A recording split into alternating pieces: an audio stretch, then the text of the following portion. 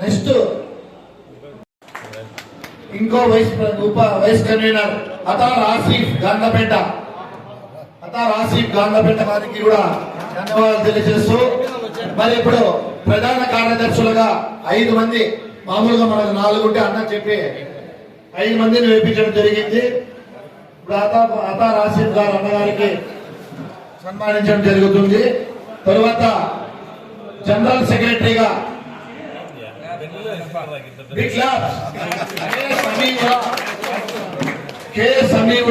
సమీర్ మలమీదపల్లి ప్రధాన సమీర్ కు నియమించడం జరిగింది.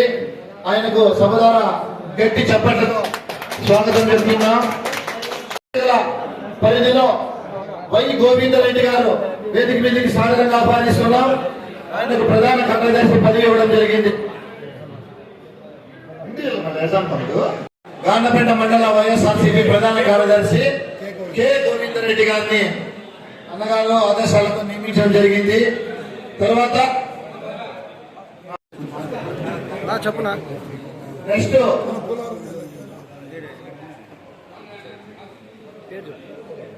వేమనారాయణ కడారుపల్లి పంచాయతీ ప్రధాన కార్యదర్శిగా వి సూర్యనారాయణ గారిని ఎన్నుకోవడం జరిగింది. అతనికి అభినందనలు తెలియజేస్తున్నాం. గాండ్లపేట మండల ఈ కమిటీ ప్రకటించిన తర్వాత మనందరం అన్నం సన్మానిద్దాం. జె శివప్రసాద్ సెక్రటరీగా ఎన్నుకోవడం జరిగింది.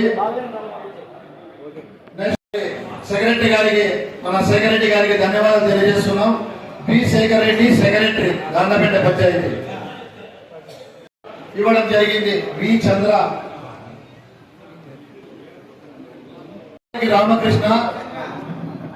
రామకృష్ణ సెక్రటరీగా ఎన్నుకోవడం జరిగింది. ఎం బాలకృష్ణ గారిని ఈయన ముందు 10 సంవత్సరాలు బూత్ కన్వీనర్గా చాలా కష్టపడ్డాడు బాలకృష్ణ. ఇప్పుడు ఈ కమిటీలోకి వస్తామంటే వెంటనే మందులన్న ఈ కమిటీలో వేయమని చెప్పడం జరిగింది. జాయింట్ సెక్రటరీగా అవకాశం కల్పించిన బాలకృష్ణ నాయక్ గారికి. అదేవిధంగా ఎం చంద్రయ్య మోతాది చంద్రయ్యకు మనము ఇక్కడ కమిటీలో జాయింట్ సెక్రటరీ ఎన్నుకోవడం జరిగింది. K Kondareddy joint secretary Gandlapeta గారిని కూడా మనము జాయింట్ సెక్రటరీగా ఎన్నుకోవడం జరిగింది. ఆయనను వేదిక నుంచి సాధారణంగా ఆహ్వానిస్తున్నాం. Kondareddy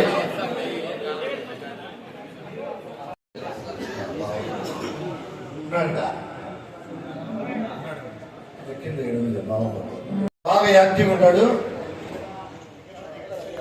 yes Khalil Rehman Khalil executive member గా ఎన్నికైనాడు. అతనికి మండల